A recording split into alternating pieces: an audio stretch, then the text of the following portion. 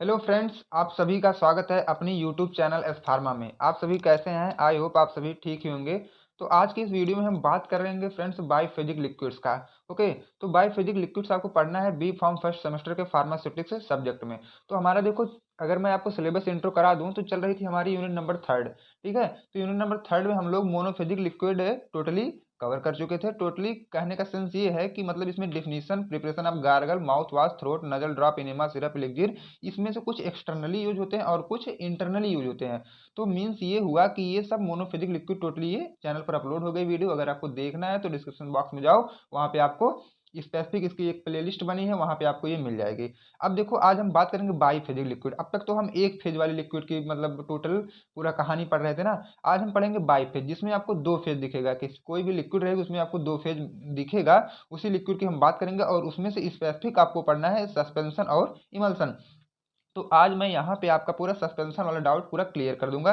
जैसे कि सस्पेंशन क्या होते हैं, डिफिनीशन, उसके एडवांटेज, डिसएडवांटेज, क्लासिफिकेशन, प्रिपरेशन कैसे होता है सस्पेंशन का, और ये जो आपके एग्जाम के लिए बहुत ही इंपॉर्टेंट हो जाते हैं, फ्लाकुलेटेड और डीफ्लाकुलेटेड सस्पेंशन, और इसकी स्टेबिलिटी प्रॉब्लम। ठीक है, और इसको हम ओवरकम कैसे करते हैं, टोटल यहाँ पे आपको आज ये कवर हो जाएगा सस्पेंशन वाला पार्ट। तो वीडियो के लास्ट तक बने रहें, क्योंकि ये बहुत ही इंपॉर्टेंट वीडियो होने वाली है। अब देखो, हम बताएंगे सबसे पहले आपको कि बाईफेजिक लिक्विड क्या होते हैं। इसके पहले आपने मोनोफेजिक वाली जरूर वीडियो देखी होगी।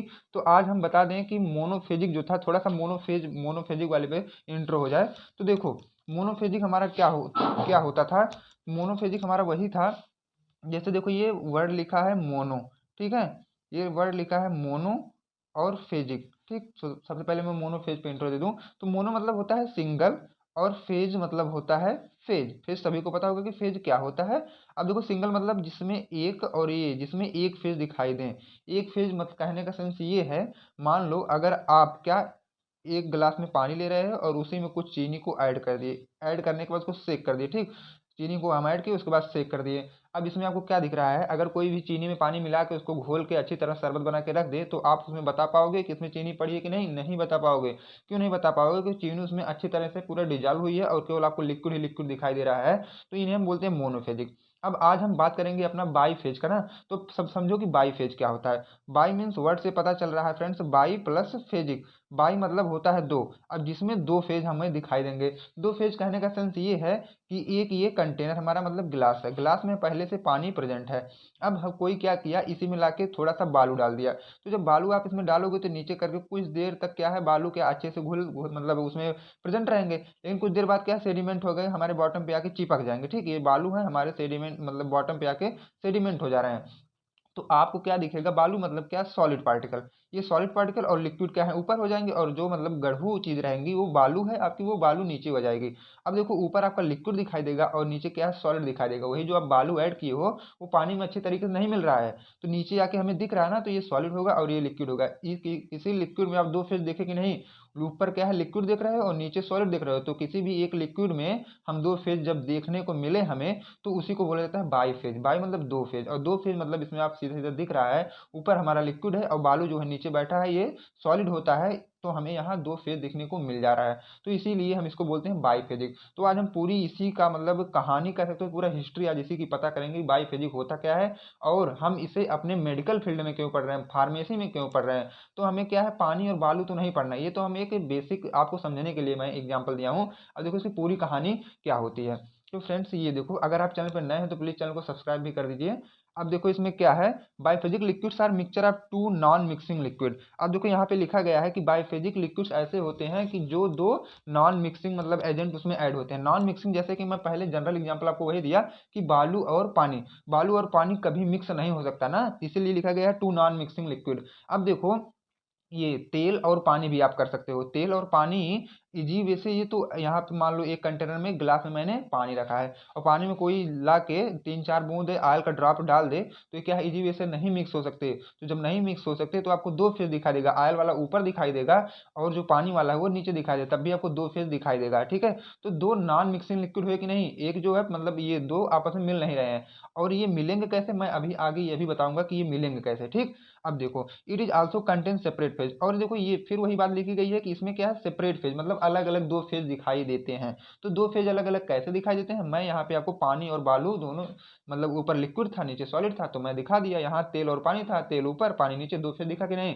तो दोनों जो फेज होते हैं वो अलग अलग होते हैं। तो इससे पहले आप ये भी जानो कि हम डिस्पर्ज फेज, मतलब जो हमारा सॉलिड पार्टिकल होता है उसे हम डिस्पर्ज फेज बोल सकते हैं, और कंटिन्यूअस फेज लिक्विड जो हमारा वो कंटिन्यूअस फेज। क्यों कंटिन्यूअस फेज, क्योंकि हम इसमें लगातार अपना जो भी मतलब सॉलिड पार्टिकल उसमें घोल रहे हैं ना, इसलिए हम इसको कंटिन्यूअस फेज बोलते हैं। और डिस्पर्ज फेज हमारा सॉलिड पार्टिकल है। इसका देखो यूज आप अभी आप फोर्थ सेम में थर्ड सेम में जाओगे ना, तब भी आपको फिजिकल फार्मास्यूटिक्स के नाम से एक सब्जेक्ट मिलेगा। उसका यूज मतलब डिस्पर्ज फेज और कंटिन्यूअस फेज वहां पे आपको ज्यादातर पढ़ने को मिलेगा। यहाँ केवल आप इसे इंट्रो देखो, मैं एक ओवरव्यू आपको दे दूं ताकि आगे आपको दिक्कत ना हो। ठीक है, ये वाली बात आप मतलब अपने नोटबुक में आप इसको मेंशन कर लो। ठीक, अब देखो बाइफिजिक लिक्विड क्या होते हैं। बाइफिजिक वर्ड मतलब आप समझ ही गए हो। अब इसमें हमें दो चीजें पढ़नी होती हैं, एक हमारा है सस्पेंशन, एक होता है हमारा इमल्सन। जैसा कि आपके सिलेबस में यही मेंशन किया गया है, बाइफिजिक में हमें पढ़ना है एक सस्पेंशन एक इमल्सन। तो सस्पेंशन की पूरी हिस्ट्री आज हम लोग यहाँ खत्म कर लेंगे, बट इमल्सन की नेक्स्ट वाले वीडियो में, नहीं तो ये जो वीडियो है थोड़ी सी लंबी हो जाएगी और आपके लिए बोरिंग भी फीलिंग होने लगेगी। तो मैं सस्पेंशन इस वीडियो में पूरा खत्म कर दूंगा। अब देखो, when solid medicament is distributed in the dispersion medium. अब जो सॉलिड मेडिकामेंट मतलब जैसे मैं इसके पहले लिया था ना बालू, और बालू को हमने पानी में डाल रहे थे, तो पानी आपका डिस्पर्जन मीडियम हुआ, और जो आपका बालू था वह सॉलिड मेडिकामेंट हुआ।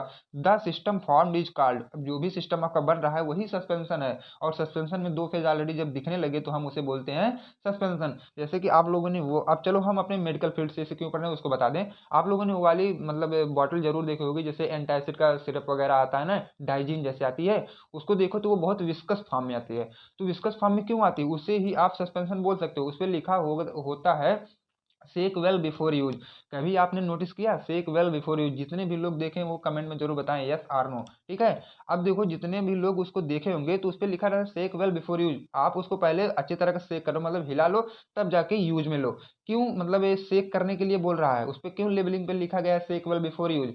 इसीलिए लिखा जाता है कि जो सॉलिड पार्टिकल उसमें ऐड हुए होते हैं वो आके बॉटम पे सेडिमेंट हो जाते हैं, और वही सॉलिड पार्ट, वो जो सॉलिड पार्टिकल उसमें ऐड उसके भी कुछ थेरापेटिक इफेक्ट होता है। तो जब वो बॉटल में नीचे आके सेडिमेंट हो जाएंगे और आप ऊपर से क्या गिला, मतलब वो कंटेनर में शीशी पलटे और तुरंत मतलब ढक्कन में निकाले और पी लिए, तो ये नीचे वाला पार्टिकल तो नीचे ही रह गया, ऊपर का जो लिक्विड मतलब व्हीकल था वही तो हम पिए, तो क्या थेरापेटिक इफेक्ट? कुछ नहीं देगा। इसीलिए हम लोग इसको सेक करेंगे, मतलब नीचे वाला ऊपर ऊपर वाला नीचे अच्छी तरीके से मिक्स हो जाए, उसके बाद हम ढक्कन निकालेंगे तब पियेंगे, तब जाके हमारे बॉडी में ये थेरापेटिक इफेक्ट शो करता है। तो इस कंडीशन को हम बोलते हैं सस्पेंशन। ठीक है, अब देखो इमल्सन क्या होता है।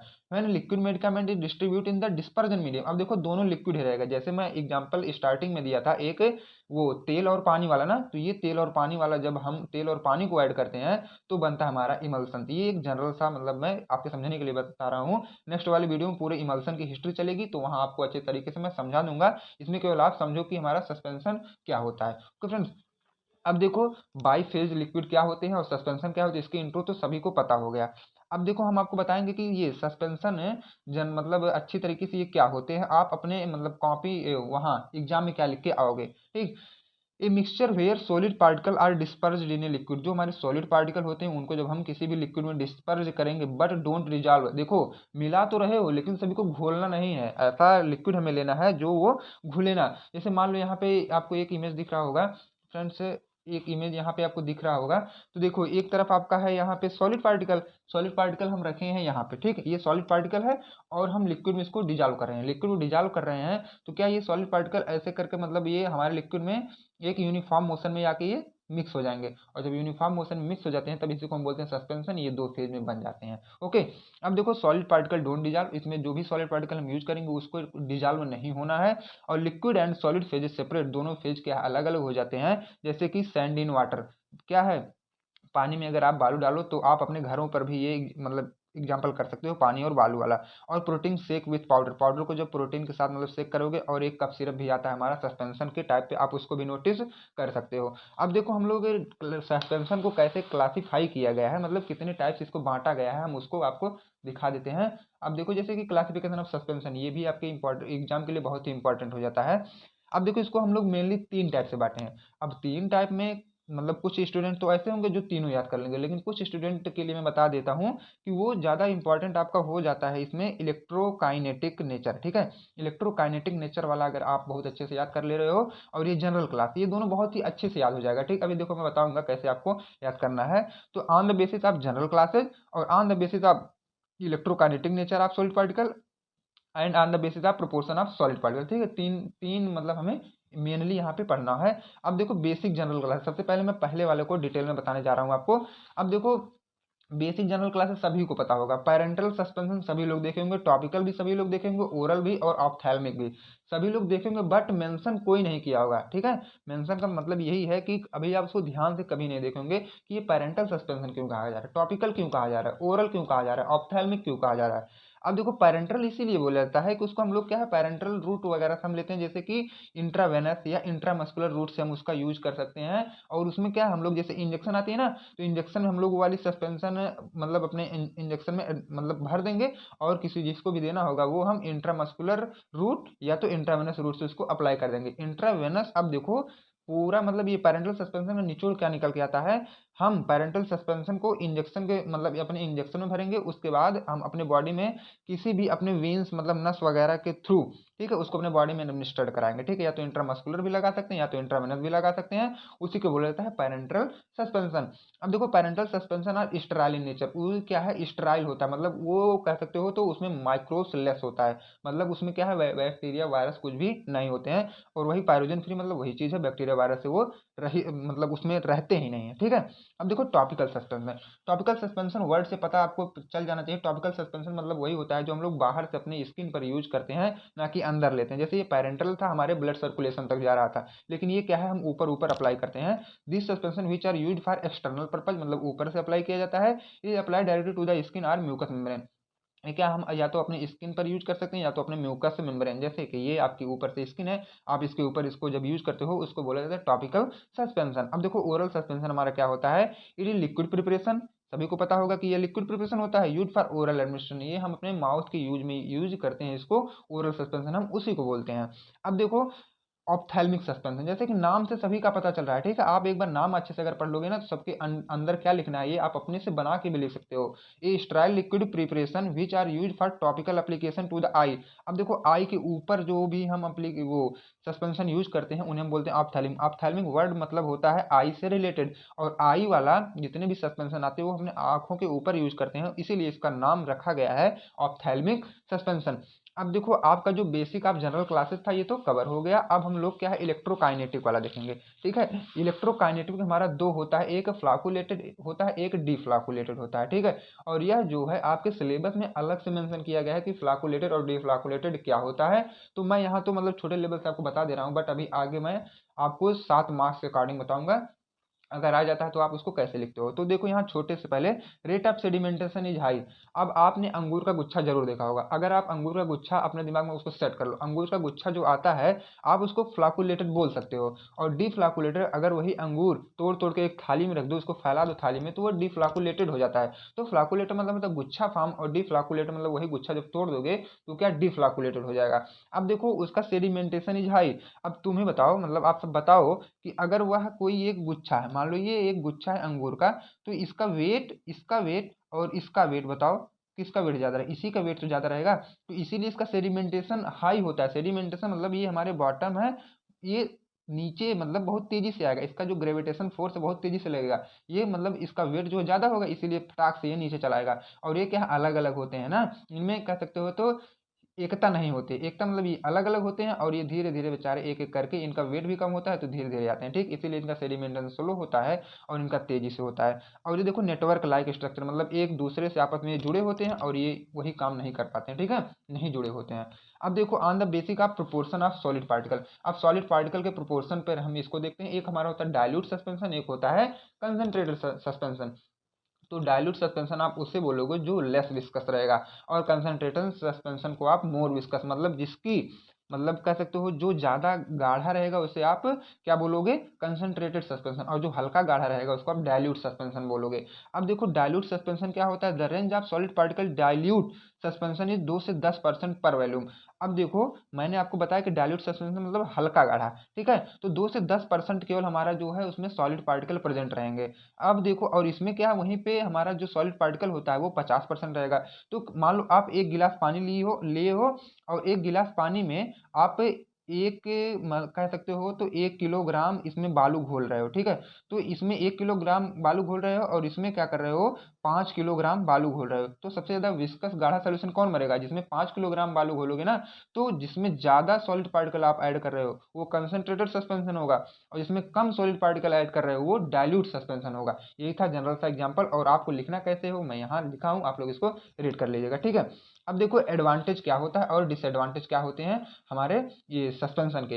इजी टू प्रिपेयर, सबसे पहले क्या हम इसको आसानी से बना सकते हैं, और कंट्रोल रिलीज इसका होता है, और इसका क्या है टेक्सचर में मतलब हम इम्प्रूव्ड कर सकते हैं, और इसका एक्शन जो होता है तेजी से होता है, और ये कॉस्ट इफेक्टिवनेस होते हैं। अब डिसएडवांटेज भी होता है, रिस्क ऑफ सेडिमेंटेशन, मैंने बताया ना आपको कि ये सॉलिड पार्टिकल होते हैं और फटाक से 1 घंटा बाद ये आके अपने बॉटम में सेडिमेंट हो जाते हैं, इसीलिए लिखा रहता है सेक वेल बिफोर यूज, इसको पीने से पहले हम लोग अच्छे से सेक कर लेना है, ठीक है। ये इसका क्या है, एक ये डिसएडवांटेज है। और सेपरेशन अलग अलग फेज, अब जो इनके 2 फेज होते हैं ना ये हमेशा अलग अलग हो जाते हैं। अब देखो केकिंग, बहुत ही तेजी से ये केक बना मतलब ये नीचे जब आएंगे तो इसी को बोला जाता है केक बनना, ठीक है, छोटे छोटे ये बना लेते हैं। और हाई मैन्युफैक्चरिंग कार्ड जब इसको बनाना पड़ता है ना तो ये मतलब थोड़े चार्जेबल ज़्यादा होते हैं, पैसा ज़्यादा लगता है बनाने में। अब देखो जो आपके सिलेबस में एक अलग से मेंशन किया गया है फ्लाकुलेटेड एंड डीफ्लाकुलेटेड, ये देख लो आपके सिलेबस में शायद अलग से मेंशन किया गया है फ्लाकुलेटेड और डीफ्लाकुलेटेड यहाँ पे, ठीक है, मैं अब इसको कवर करने जा रहा हूँ। अब देखो फ्लाकुलेटेड किसे बोला जाता है और डीफ्लाकुलेटेड आप लोग ओवरव्यू तो जरूर देख लिए होंगे ना अभी को इससे पहले। अब देखो फ्लाकुलेटेड वही होता है जैसे हमारा अंगूर वाला था, अंगूर का गुच्छा था एक, वो फ्लाकुलेटेड है, और डीफ्लाकुलेट अगर आप अंगूर को तोड़ तोड़ कर किसी थाली में रख दे रहे हो तो वह डीफ्लाकुलेटेड, ये एक जनरल आपके समझने के लिए एक एग्जाम्पल था ना।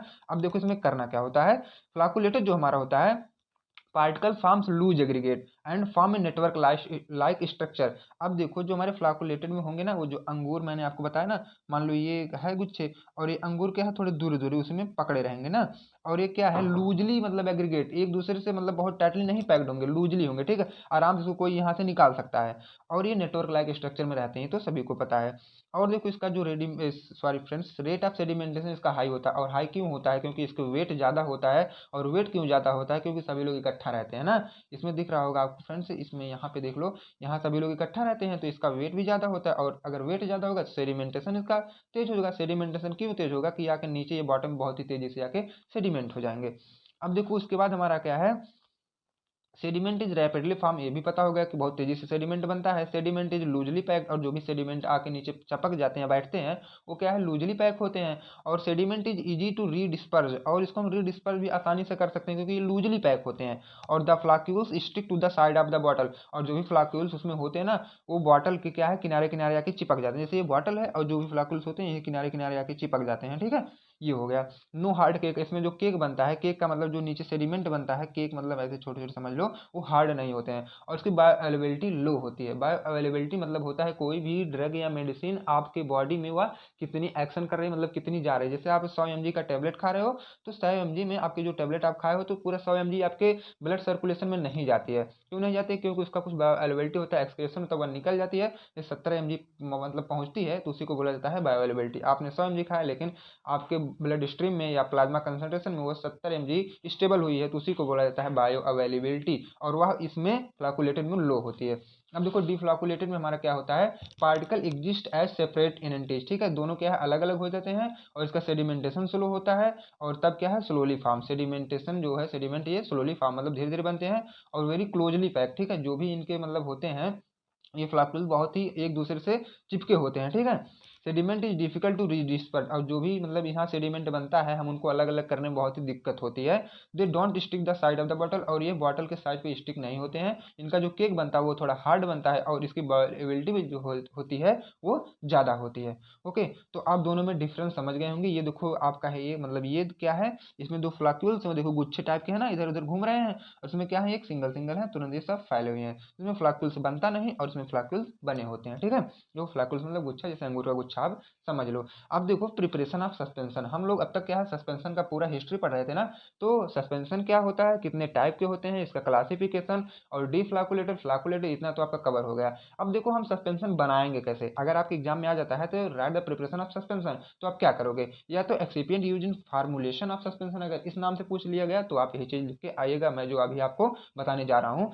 सबसे पहले आप उसमें यूज करोगे फ्लाकुलेटिंग एजेंट। ओके, आप उसमें यूज करोगे फ्लाकुलेटिंग एजेंट और वेटिंग एजेंट और विस्कोसिटी इनहेंसिंग एजेंट और बफर्स और प्रिजर्वेटिव और कलरिंग एजेंट और फ्लेवरिंग एजेंट और स्वीटनिंग एजेंट। ठीक है, अब क्या करोगे, आप मान लो यहाँ पे बनाना है इमल्सन। ठीक है, ये मतलब ये कह सकते हो कंटेनर है और इसमें हमें बनाना है इमल्सन। तो इतने का यूज जब तक आप नहीं करोगे तो आपका एक इमल्सन नहीं बन सकता। ठीक है, ये सब क्या करोगे, आपस में सबको एक इकट्ठा करो और इसी का यूज करके आप एक, सॉरी फ्रेंड्स, सस्पेंशन बनाना, इसी का यूज करके आपको यहाँ सस्पेंशन बना देना है इजी वे में। ठीक, तुरंत बन जाएगा सस्पेंशन।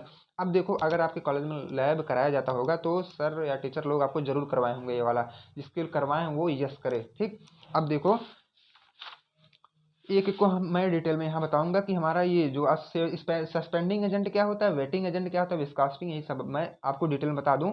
ये देखो सस्पेंडिंग एजेंट हम किसे बोलते हैं, they are added in suspension to disperse the solid particle in continuous liquid phase. जैसे लिक्विड फेज जो हमारा था उसमें हम लोग इसको सस्पेंडिंग एजेंट को यूज कर लेते हैं और वो जो हमारा सॉलिड पार्टिकल था वो अच्छी तरीके से पूरे घुल मिल जाता है। ठीक, पूरे लिक्विड में वो कह सकते हो। तो ये मान लो ये आपका एक लिक्विड मतलब ग्लास है और ये ग्लास में लिक्विड भरे होते हैं और जो हमारे सॉलिड पार्टिकल होते हैं सॉलिड पार्टिकल यूनिफॉर्म में होंगे, अगर दो यहाँ है तो दो यहाँ होगा, दो यहाँ होगा, दो यहाँ होगा। ठीक है, इसीलिए हम इसमें सस्पेंडिंग एजेंट ही अपना यूज करते हैं। अब देखो वेटिंग एजेंट क्यों यूज करते हैं, दीज आर दो सब्सटेंस रिड्यूस सरफेस टेंशन। अब देखो ये सरफेस टेंशन को रिड्यूस कर देता है बिटवीन सॉलिड पार्टिकल और liquid particle and make suspension stable.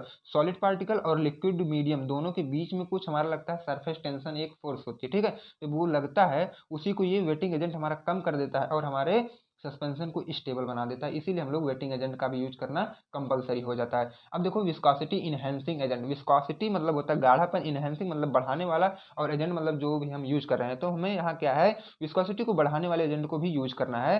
They are added to increase the viscosity of the suspension, हमें अपने सस्पेंशन की क्या है विस्कोसिटी भी बढ़ाना है, so that the solid particle do not easily settle down. इसलिए मतलब हम क्यों विस्कोसिटी बढ़ा रहे हैं, क्योंकि उसमें जो सॉलिड पार्टिकल हैं वो इजी वे से नीचे ना सेडिमेंट, अगर यही लिक्विड क्या है थोड़े से गाढ़े रहेंगे और यहाँ से मैंने बालू इसमें अप्लाई किया तो बालू धीरे धीरे धीरे धीरे धीरे धीरे करके सेडिमेंट होगा। क्यों, क्योंकि ये बहुत ज़्यादा गाढ़ा लिक्विड है। अगर यही पानी में बालू डाल दे तुरंत फटाक से नीचे आ जाएगा, लेकिन अगर यही थोड़ा विस्कस गाढ़ा रहेगा तो बालू नहीं आ पाएगा। ठीक है, इसीलिए हम लोग विस्कोसिटी इनहेंसिंग एजेंट भी अपने उसमें सस्पेंशन में यूज करते हैं। अब देखो बफर किस लिए यूज करते हैं ये भी जान लो, they are added in suspension to stabilize suspension to desired pH range. अब हमें क्या है, कोई भी दवा या ड्रग मेडिसिन बनती होगी उसका एक अपना अलग अलग पीएच होता है, तो पीएच को फिक्स करने के लिए हम लोग बफर का यूज कर देते हैं। अगर हम लोग मान लो कोई भी मेडिसिन बना रहे हैं तो उसका पीएच अगर हमें रखना है 7, ठीक है, तो हम उसमें एक ऐसा बफर यूज करेंगे जो हमारा बफर जो है वो पीएच को चेंज नहीं होने देगा, 7 पे 7 हुआ फिक्स किए रहेगा कुछ दिनों तक। ठीक, अब देखो प्रिजर्वेटिव क्या होता है, they are added to suspension to prevent the microbial growth. अब देखो सस्पेंशन में बहुत तेजी से क्या है माइक्रोब्स की ग्रोथ भी होती है, तो इससे बचने के लिए हम लोग इसमें प्रिजर्वेटिव का यूज करते हैं ताकि उसमें बैक्टीरिया माइक्रोब्स वायरस वगैरह का ग्रोथ ना हो पाए, उसमें हम लोग प्रिजर्वेटिव का भी यूज कर सकते हैं। प्रिजर्वेटिव मतलब वही होता है जो हमारे सस्पेंशन को बचाए बैक्टीरिया वायरस से। अब देखो कलरिंग एजेंट क्या होता है, टार्ट्राजिन। अगर हमें सस्पेंशन का कलर देना है कुछ तो हम टार्ट्राजिन का यूज कर सकते हैं, और फ्लेवरिंग एजेंट वैनिला यूज कर सकते हैं, और स्वीटनिंग एजेंट सुक्रोज यूज करते हैं। ठीक है, अब देखो इतना तो हम वो एजेंट है हम लोग डाल के अपना सस्पेंशन बनाएंगे। ठीक है, अब इतना एजेंट आप लोगों ने इकट्ठा कर लिया, लेकिन अब इसके मेथड देखो, आप इतना इकट्ठा तो कर लिए लेकिन बनाएंगे कैसे उसको देखो। सबसे पहले आप क्या करोगे, मैं एक जनरल सा यहाँ बता दे रहा हूँ, बाकी आप मतलब लैब वगैरह में जाओगे तो सीख जाओगे क्या होता है। First convert the solid particle in fine powder, जो भी आप सॉलिड पार्टिकल लिए हो ना उसको मोर्टार पेस्टल ले लेना। मोर्टार पेस्टल ऐसा होता है कुछ ऐसे बाउल होता है, जैसे पुराने समय में डॉक्टर लोग ना दवा पीस के देते थे और इसी में एक ऐसा एक पड़ा होता है। ठीक है, इसी से पीस पीस के दवा देते थे, तो इसको पीस पीस के हमें क्या कर लेना है, इसी में छोटे कर लेना है, एकदम पाउडर की तरह कर लेना है। और क्या है, उसी मोल्टर में अपने पाउडर को रख देंगे, इनसॉल्युबल पाउडर मतलब अभी पाउडर में कुछ मिलाना नहीं है। Add sufficient vehicle to produce smooth paste, और कुछ हम इसमें व्हीकल का यूज कर सकते हैं। व्हीकल जो हम यहाँ पे लिक्विड लेंगे, क्योंकि हम यहाँ सस्पेंशन पढ़ रहे हैं और सस्पेंशन जो है लिक्विड डोजेज फॉर्म का है। ठीक, अब हम इसमें कुछ लिक्विड लेंगे व्हीकल के फॉर्म में। Now add any non volatile solid ingredient, अब इसमें कुछ हम लोग non volatile solid ingredient use करेंगे। नॉन वोलेटाइल मतलब जो कि खुले में अगर आप इसको रख रहे हो तो वह वाष्प बन के उड़े ना, ठीक, उसी को बोला जाता है नॉन वोलेटाइल। अब देखो, now add other ingredient and mix well, और भी हम जितने भी इंग्रेडिएंट हमें चाहिए वो भी हम इसमें यूज कर सकते हैं, जैसे बफर है, विस्कासिटी इनहेंसिंग है, वेटिंग एजेंट है, प्रिजर्वेटिव है, सब हम इसमें मिक्स कर लेंगे। और देखो, transfer the mixture in measuring cylinder. अब मेजरिंग सिलेंडर आप लोग अगर लैब में देखे हो तो ठीक है, नहीं तो आप जाके अपने लैब में देखिएगा मेजरिंग सिलेंडर बोल दे किसे हैं। Transfer the mixture in measuring cylinder, measuring cylinder में आप जो भी मिक्सचर आप बनाए उसको ट्रांसफर कर दीजिएगा। And make up to the required volume, और जितना आपको चाहिए उतना क्या है रिक्वायर्ड वॉल्यूम, उसका आप सफिशियंट व्हीकल ऐड करके आप जितना आपको चाहिए सस्पेंशन उतना आप बना लेना। अब देखो, इसको पैकिंग किस में करोगे, thick container with wide mouth. ये इसका जो पैकिंग वाला होता है ना, जो आपका ये बॉटल होता है, थोड़े वो चौड़े होते हैं, इसकी जो सरफेस एरिया होती है ये थोड़ी चौड़ी सी होती है, ठीक। इसका जो कह सकते हो बाउंड्री दीवार जो होती है वो चौड़ी सी होती है। उसका जो मुंह होता है बॉटल का, ये भी क्या है, चौड़े ही होते हैं, ठीक है। मान लो ये थोड़ा चौड़ा है। और इसको हम लोग रखेंगे कहाँ, store in cool and dry place, ठीक है, ठंडे और सूखे प्लेस पे इसको हम रखते हैं। अब देखो, इसमें जो कमी आती है, कमी मतलब स्टेबिलिटी ऑफ सस्पेंशन, ठीक है।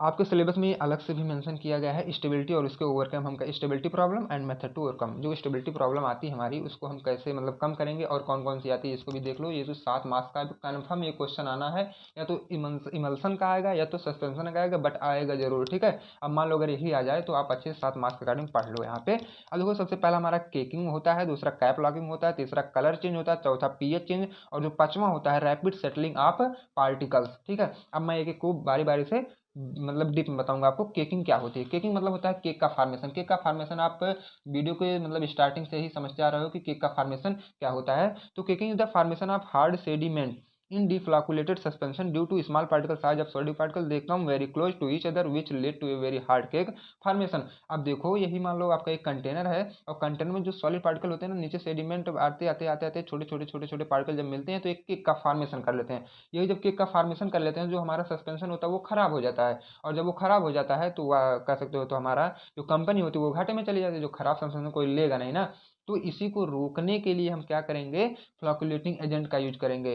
तो प्रॉब्लम हमें क्या आई, मतलब हमारा यहाँ केक का फार्मेशन हो जा रहा था, और हम इसको कैसे मतलब कम कर सकते हैं या हटा सकते हैं, उसमें हम फ्लॉकुलेटिंग एजेंट यूज करेंगे, ठीक है। जैसे जब आप लोग ने ये प्रिपरेशन का मेथड देख रहे थे आप लोग, तो उसमें फ्लॉकुलेटिंग एजेंट की मैं बात किया था। तो अब यही देखो, फ्लॉकुलेटिंग एजेंट जो है थोड़ा ज़्यादा आप डालिएगा, तब जाके आपका सस्पेंशन जो है अच्छा बनेगा, ठीक है। तो मतलब हमें डिफ्लॉकुलेटेड को रोकने के लिए फ्लॉकुलेटेड यूज कर सकते हैं। अब देखो, कैप लॉकिंग। कैप लॉकिंग आपने ये प्रॉब्लम जरूर फेस की होगी, जब आप लोग कभी कोई भी सस्पेंशन यूज किए होंगे, तो सस्पेंशन यूज करने के बाद आप लोग ढक्कन निकाल के उसको पी लेते हैं, ठीक है। तो पीने के बाद उस ढक्कन को जब बंद कर दोगे तो उस समय क्या है, वो तो मतलब लिक्विड में रहेगा, तो बंद करके चलेगा। जब नेक्स्ट दिन आपको उसको खोलोगे ना, तो थोड़ा चिर्र चिर्र की उसमें आवाज आती है। तो वही जो होता है ना, ये आपका सस्पेंशन, वो बॉटल के मतलब वो ढक्कन होता है, तो ढक्कन के किनारे किनारे वह चिपक जाता है। तो वही जब चिपक जाता है तो वही आवाज देता है, और वही क्या होता है, कैप लॉकिंग में जब दिक्कत आती है तो हमारा होता है। देखो अब इसमें लिखा क्या है, cap locking problem occur when particle is dispersed फिर spread over the surface of bottle cap. Bottle के कैप के ऊपर क्या है, ये फैल जाते हैं। मतलब इस कंडीशन को आप बोल सकते हो कैप लॉकिंग। और इसको हम लोग कैसे कम करेंगे, by using different vehicle containing sucrose glucose और सार्बिटाल। इसमें हम लोग क्या है, व्हीकल जो यूज होते हैं ये सुक्रोज ग्लूकोज सार्बिटाल का यूज करके इसको हम लोग कम कर सकते हैं। अब देखो, कलर चेंज वाला क्या मैटर होता है, light sensitive colour in solvent में be change in the presence of light.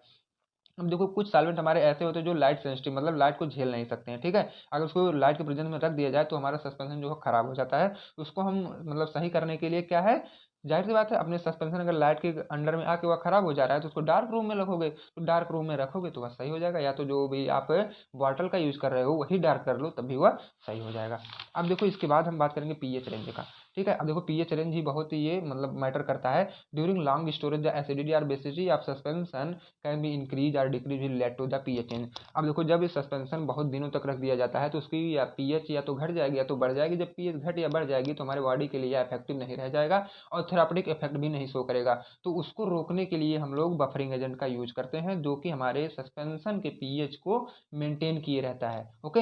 अब देखो, रैपिड सेटलिंग पार्टिकल क्या होता है। रैपिड सेटलिंग वर्ड से पता चल जा रहा होगा कि रैपिड सेटलिंग किसे बोला जाता है, ठीक है। जो हमारे सस्पेंशन में सॉलिड पार्टिकल थे वो बहुत तेजी से मतलब ये बॉटम में आके चिपक जा रहे थे ना, due to large particle size, जिसका पार्टिकल साइज बड़ा होता था फ्लोकुलेटेड सस्पेंशन का, the particle of the suspension very rapid settle down at the bottom of liquid. अब देखो मान लो मैं इसी बॉटल में सस्पेंशन रखा हूँ और जो सॉलिड पार्टिकल है वो फटाफट आके नीचे चिपक जा रहे हैं, तो फटाफट नीचे अगर चिपक जाएंगे तो केक का फॉर्मेशन कर लेंगे, तो हमारा जो ये सस्पेंशन वो हमारे यूजेबल का नहीं रहेगा। अगर यूजेबल का रहेगा तो यह एक्शन नहीं शो करेगा, तो उससे क्या मतलब, जब एक्शन में नहीं शो करेगा तो उसको पीने से क्या मतलब, कुछ नहीं मतलब। इसको अगर हमें ठीक करना हो तो हम लोग विस्कोसिटी इनहेंसिंग एजेंट यूज यहीं पे करते हैं, जो कि रैपिड सेटलिंग को बचाता है। अब देखो विस्कोसिटी इनहेंसिंग एजेंट वही है जो हमारे सस्पेंशन के विस्कोसिटी को बढ़ाता है। अगर यही ज़्यादा विस्कस हो जाएंगे तो हमारे जो ऊपर ये सॉलिड पार्टिकल है वो नीचे आने में थोड़ा समय लगेगा, क्योंकि ये इनका जो रूट है वो बहुत ही मतलब कॉम्प्लेक्स रूट है, सब पूरा गाढ़ा हो चुका है, ठीक है, इसलिए सॉलिड पार्टिकल आने में समय लगेगा। अब फ्रेंड्स हमारा जो सस्पेंशन वाला पूरा चैप्टर था ये कंप्लीटेड हो गया। अब इसके नेक्स्ट वाली वीडियो में हम कवर करेंगे अपना इमल्सन क्या होता है, इमल्सन की पूरी हिस्ट्री पढ़ेंगे। अगर आपको वीडियो समझ में आई हो तो प्लीज़ चैनल को सब्सक्राइब करो और वीडियो को लाइक करो और एक प्यारा सा कमेंट जरूर करें। अब नेक्स्ट वीडियो में हम मिलेंगे आपको इमल्सन के साथ, तब तक के लिए friends bye bye, take care.